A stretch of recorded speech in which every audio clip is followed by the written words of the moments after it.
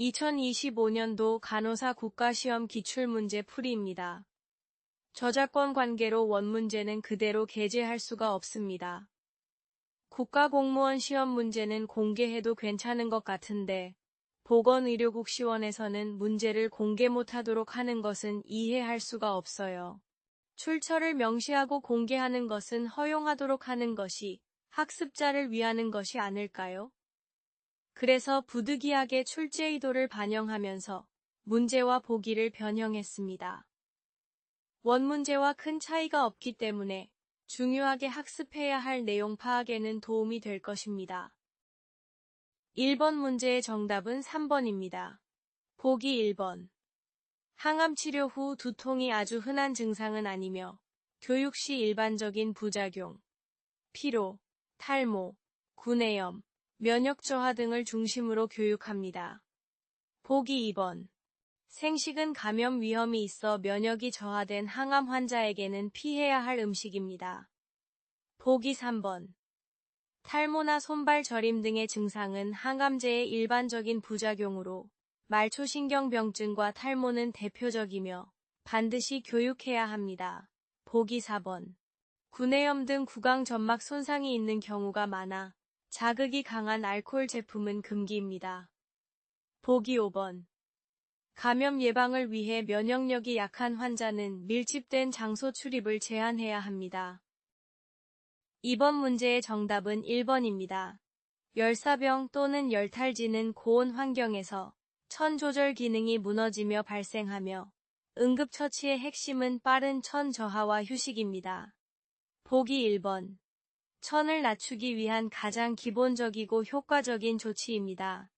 혈액순환을 도와 천이 자연스럽게 떨어지도록 합니다.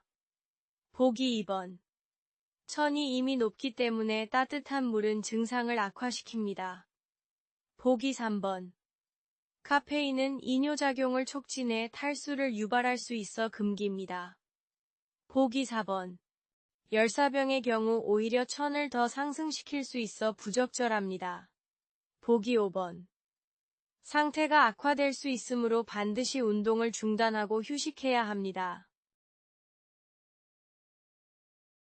3번 문제의 정답은 2번입니다.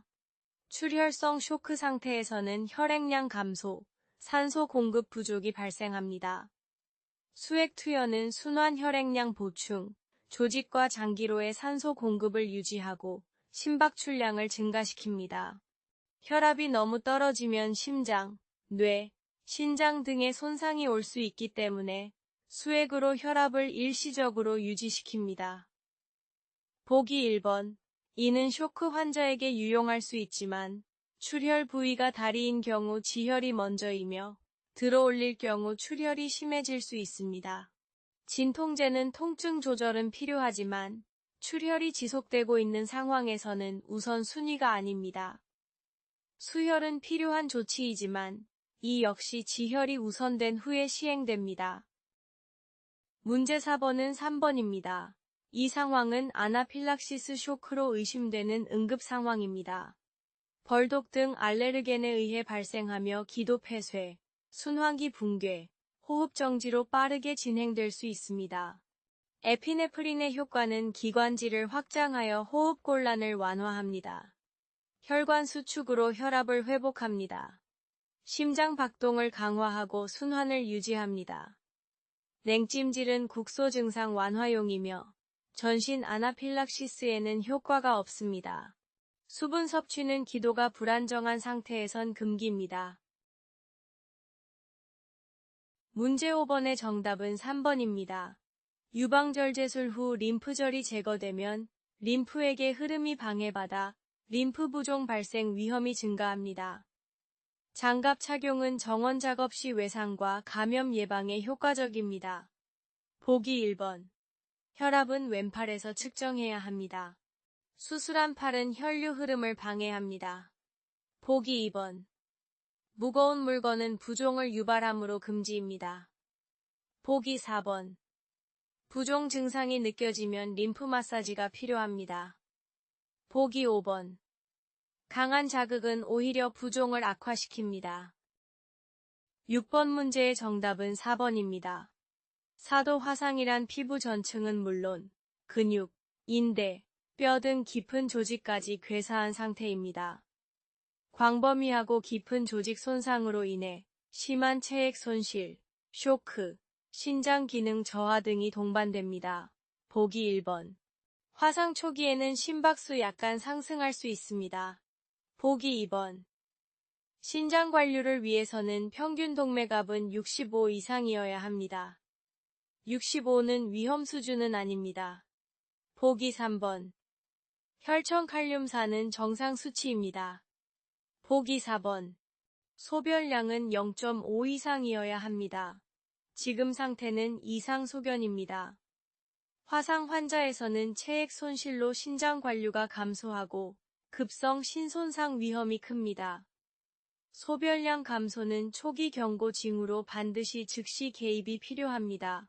보기 5번. GSS 14점은 경미한 의식 저하입니다. 7번 문제의 정답은 4번입니다. 교통사고, 추락사고, 낙상 등으로 경추 또는 척추 손상이 의심될 경우 움직임으로 인해 마비가 발생할 수 있으므로 최대한 척추 정렬을 유지해야 합니다. 척수 손상 환자 이동의 핵심은 머리, 목, 척추의 정렬을 유지하며 움직이는 것입니다. 통나무 굴리기는 최소 3명의 인원이 환자의 몸 전체를 한 축처럼 회전시켜 이동시키는 방법입니다. 머리, 가슴, 골반을 동시에 지지하여 척추의 정렬을 유지하여 신경 손상을 예방합니다. 8번 문제의 정답은 3번입니다. 전신 마취 후 환자는 아직 기침 반사, 후두 반사, 의식 수준이 완전히 회복되지 않았기 때문에 구토시 구토물이 기도로 흡입될 위험이 매우 큽니다. 이는 흡인성 폐렴, 기도 폐쇄, 질식 등을 유발할 수 있어 생명을 위협하는 응급 상황으로 간주됩니다. 전신 마취 후 구토, 의식 저하, 기도 흡인 위험 시는 기도 폐쇄 예방이 최우선입니다. 즉시 머리를 옆으로 돌려 기도 유지, 필요시 흡인기 사용 및 산소를 공급합니다. 9번 문제입니다. 정답은 4번 전해질 불균형입니다. 항암요법은 장 점막 세포를 손상시켜 설사를 유발할 수 있습니다. 설사가 지속되면 수분과 전해질의 과도한 손실로 인해 탈수 및 전해질 불균형이 생길 수 있으며 이는 생명을 위협할 수 있는 응급 상황으로 발전할 수 있습니다. 따라서 설사를 호소하는 환자에게는 수분 상태와 전해질 균형을 우선적으로 사정해야 합니다. 문제 10번의 정답은 5번입니다. 쿠블러-로스의 죽음과 관련된 심리적 반응. 5단계는 부정, 분노, 타협, 우울, 수용순입니다. 타협은 이렇게 하면 나을 수도 있지 않을까 하는 식의 희망적 사고입니다. 타협은 현실을 완전히 받아들이기 전에 조건부 수용 상태를 보입니다. 이는 죽음을 향한 심리적 준비 과정의 일부이며 환자가 여전히 희망 부정은 처음 진단을 들었을 때 현실을 믿지 않으려는 반응이고 우울은 현실을 인식하고 깊은 슬픔이나 절망감을 경험하는 상태이고 수용은 죽음을 포함한 현실을 받아들이는 마지막 심리적 상태입니다. 문제 11번의 정답은 3번입니다. 방사선 치료는 종종 피부 손상을 유발할 수 있으므로 치료 부위를 보호하고 자극을 최소화하는 것이 매우 중요합니다. 순한 비누와 미지근한 물로 세안하거나 세척하는 것은 자극을 줄이고 감염을 예방하는 데 도움이 되며 이는 환자의 신체적 안위를 증진시키는 핵심 간호중재입니다. 나머지 보기는 다음과 같은 이유로 부적절합니다. 방사선 치료 부위는 자극에 민감하므로 온찜질은 금기입니다. 방사선 치료 시 구내염, 오심 등으로 고지방식이는 오히려 부담이 될 수 있습니다. 피로 완화를 위한 간호는 무리하지 않는 휴식과 가벼운 활동 중심이어야 합니다. 치료 부위는 자외선에 매우 민감해져 있으므로 직사광선은 피해야 합니다. 문제 12번의 정답은 3번입니다. 환자는 위장관 출혈이 의심되는 흑색변, 창백, 빈맥, 무기력감 등의 증상을 보이고 있으며 이는 빈혈이나 출혈성 쇼크의 초기 징후일 수 있습니다. 이럴 때 가장 우선적으로 확인해야 하는 검사는 전체 혈구 검사로 헤모글로빈 및 헤마토크릿 수치를 통해 빈혈의 정도를 파악, 백혈구 수치로 감염 여부 확인, 혈소판 수치로 출혈 위험성을 확인합니다. 전해질 검사는 중요할 수 있으나 우선순위는 아닙니다. 혈청철분 검사는 만성 빈혈의 원인 평가에 도움되지만 급성 출혈 시 초기 평가로는 적절하지 않습니다. 문제 13의 정답은 5번입니다. 소화성 궤양의 가장 심각한 합병증 중 하나인 천공은 위나 12지장벽이 궤양으로 인해 완전히 뚫리며 내용물이 복강 내로 유출되는 응급 상황입니다. 이때 환자는 돌발적이고 매우 심한 상복부 통증을 호소하며 복부가 판처럼 단단해지고 쇼크 징후가 동반될 수 있습니다. 14번 문제의 정답은 4번입니다. 식도절 제술 후에는 일반적으로 경구 섭취가 제한되며 비경구적 영양 공급이 이루어집니다. 이로 인해 입안이 건조해지고 구강 내 세균이 쉽게 증식할 수 있어 구강 감염 및 폐렴의 위험이 증가합니다. 또한 식도 주변의 해부학적 구조와 연결된 기독의 감염을 방지하려면 정기적인 구강 간호가 매우 중요합니다. 구강을 청결히 하면 점막 손상, 구내염, 미생물 번식을 줄이고 합병증을 예방할 수 있습니다. 15번 문제의 정답은 3번입니다. 속쓰림, 가슴 통증은 주로 위식도, 역류질환의 증상으로 위산이 식도로 역류하면서 발생합니다. 양성자 펌프 억제제는 위산 분비를 강력하게 억제하는 약물로 과도한 위산이 원인이 되는 질환이나 증상에 사용됩니다. 오메프라졸, 란소프라졸은 양성자 펌프 억제제로 위산 분비를 억제하는 약물입니다. 문제 16번입니다. 두통, 어지럼증, 말초 부위 자결감, 혈소판 수치가 과도하게 증가할 경우 혈액의 점도가 높아지고 미세혈전이 생기면서 이러한 증상이 발생할 수 있습니다. 혈소판 수치 65만 이상은 정상보다 훨씬 높은 수치이며 말초 도말에서 거대 혈소판 증가도 특징적 소견입니다. 이는 본태성 혈소판 증가증입니다. 문제 17번 정답은 4번입니다. HBsAg는 B형 간염 바이러스의 표면 항원으로 양성시 현재 감염입니다. 문제에서 음성이므로 현재 감염 아닙니다. 안티-HBC는 핵심 항원에 대한 항체, 과거 또는 현재 감염을 의미합니다. 음성이므로 B형 간염에 걸린 적 없습니다. 안티-HBC는 표면 항원에 대한 항체, 면역 획득을 의미합니다. 양성이므로 면역이 있습니다. 안티-HBC, IgM는 급성기 감염의 지표입니다. 양성이므로 예방접종으로 면역을 획득했습니다. 문제 18번 정답은 2번입니다. 알부민 정상치는 3.5에서 5.0 사이이고 알라닌 아미노 전달 효소 정상치는 7에서 56 사이입니다. 강령화의 임상 증상은 복수, 황달, 간성뇌증, 부종 등입니다.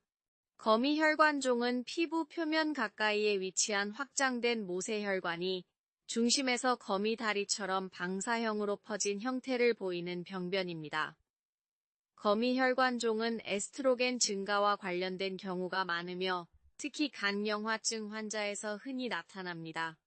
말기 간질환에서 호르몬 대사 기능 저하, 에스트로겐 분해 감소, 피부 혈관이 확장됩니다.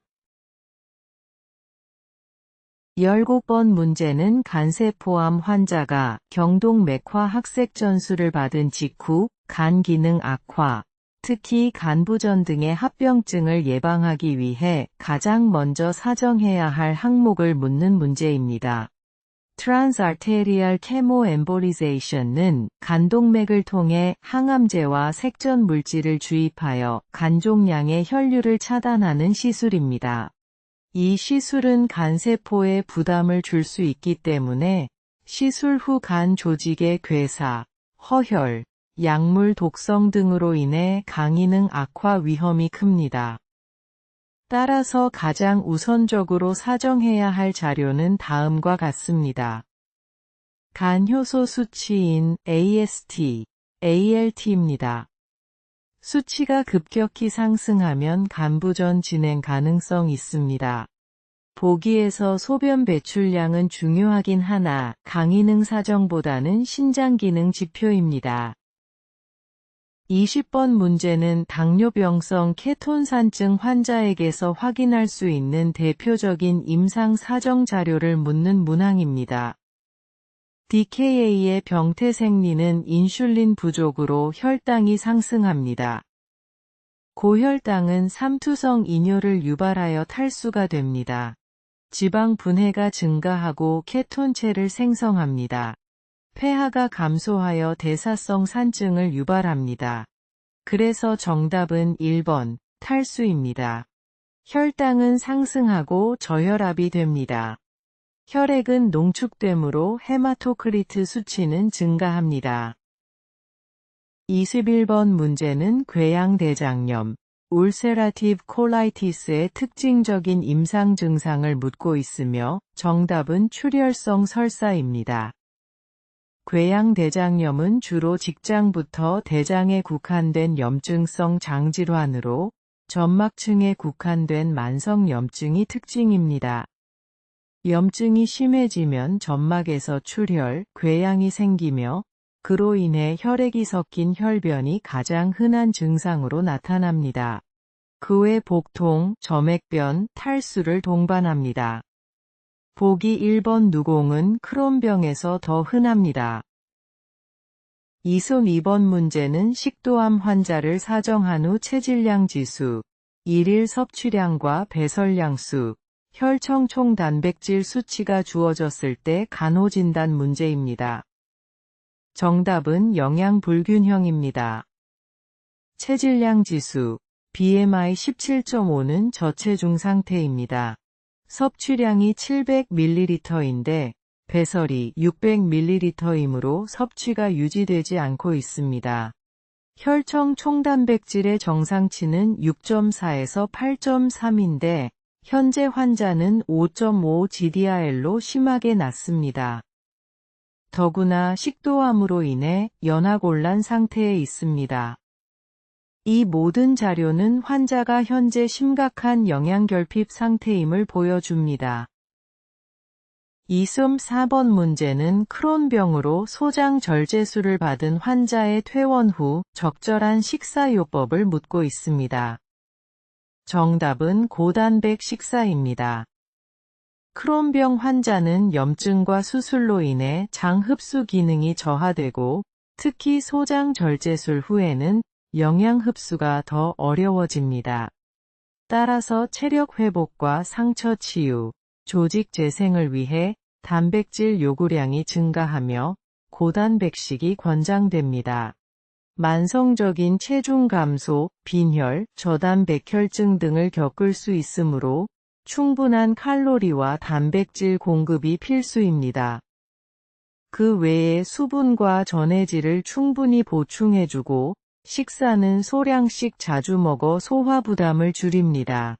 고지방 식사는 흡수가 어렵고 설사와 복통을 유발하므로 피합니다. 15번 문제는 체액 소실로 인한 고나트륨 혈증 환자의 전해질 불균형 교정을 위한 적절한 수액을 묻는 문항입니다. 정답은 0.445%의 생리식염수, 하이포토닉 수액 투여입니다. 고나트륨 혈증은 혈중 나트륨 농도가 145 mEqL 이상일 때를 말하며 주로 수분 소실 또는 나트륨 과다로 발생합니다. 대표적인 원인은 구토, 설사, 발열, 이뇨제 사용 등으로 인한 탈수입니다. 이때는 체액과 수분을 서서히 보충해 나트륨 농도를 천천히 정상화시켜야 합니다. 혈장 삼투압을 서서히 낮춰서 뇌부종 없이 안전하게 나트륨 농도를 정상화시킵니다. 보기에서 신선동 결혈장은 응고인자 보충용이고 만니톨은 이뇨제입니다. 20% 알부민은 고삼투압 제제로 오히려 탈수를 촉진시킵니다. 메트로니다졸은 항생제입니다. 15번 문제는 만성 콩팥병 환자의 혈청 칼륨, 혈청 나트륨, 심전도가 주어질 때 필요한 간호중재 문제입니다. 혈청 칼륨 6.3은 고칼륨 혈증입니다. 정상치는 3.5에서 5번 0 사이입니다. 심전도상 티파 상승 QRS가 넓어지는 것은 고칼륨 혈증 소견이고 심정지 위험이 있습니다. 혈청 나트륨 140은 정상치입니다. 고칼륨 혈증은 심전도 이상이면 심장마비로 이어질 수 있는 응급 상태입니다. 따라서 칼륨을 빠르게 세포 안으로 이동시키는 응급 조치가 필요합니다. 50% 포도당과 속효성 인슐린을 정맥 투여하면 인슐린이 칼륨을 세포 내로 이동시켜 일시적으로 혈중 칼륨을 낮춰줍니다. 포도당은 저혈당 예방용으로 같이 투여합니다. 보기에서 날록소는 아편해독제이고 라툴로스는 간성 뇌증 치료제입니다. KCI 정맥 투여는 칼륨 수치를 더 높임으로 오답입니다. 26번 문제는 급성 신우신염으로 진단받은 환자가 퇴원 후 교육 내용을 올바르게 이해했는지 찾는 문항입니다. 급성 신우신염은 세균 감염으로 인해 신우와 신실질에 염증이 생기는 질환으로 치료의 핵심은 항생제의 적절한 복용입니다. 항생제를 불규칙하게 복용하거나 중단하면 감염이 재발하거나 만성화될 수 있으므로 처방받은 항생제를 끝까지 복용해야 합니다. 평소보다 수분 섭취를 늘려 방광으로 세균을 배출합니다. 성교 후 배뇨는 요로 감염 예방에 필요합니다. 27번 문제는 요일을 느낀 후 화장실에 도착하기 전에 불수의적으로 소변이 배출되는 경우, 즉 요실금의 유형 중 어떤 것에 해당하는지를 묻고 있습니다. 정답은 절박 요실금입니다. 특징은 갑작스럽고 강한 요의로 화장실에 가기 전에 소변이 참지 못하고 새는 현상입니다. 이유는 방광근의 과도한 수축 때문입니다. 보기에서 복압요실금은 기침, 재채기, 웃을 때 복압이 올라가서 요가 누출됩니다. 모순 요실금은 방광이 꽉 차도 배출되지 못해 넘쳐 흐릅니다. 지속 요실금은 누공, 신경 손상 등으로 지속적으로 소변이 흐릅니다. 기능성 요실금은 신체적 인지적 장애로 화장실을 못 가는 경우입니다. 28번 문제는 양성전립腺비대증 BPH 환자에게서 발생하는 소변줄기 약화, 배뇨 후 방울 흘림, 빈뇨의 원인을 묻고 있습니다. 정답은 요도폐쇄입니다. 양성전립腺비대증은 전립선이 비대해져 요도를 압박함으로써 소변줄기 약화, 배뇨 후 소변이 조금씩 흘러나오는 드리블링, 잔뇨감, 빈뇨, 야뇨, 심하면 소변 정체를 발생합니다. 보기에서 음낭수종은 고환 주위에 액체가 고이는 상태로 배뇨 기능과 직접적 관련이 없습니다. 고환염전은 고환고임의 응급 상황입니다. 덩굴정맥류는 고환의 정맥 확장으로 생식 관련 문제입니다. 서해부 탈장은 탈장이 커지면 방광을 눌러 배뇨장애 가능성은 있으나 드리블링의 전형적인 원인은 아닙니다.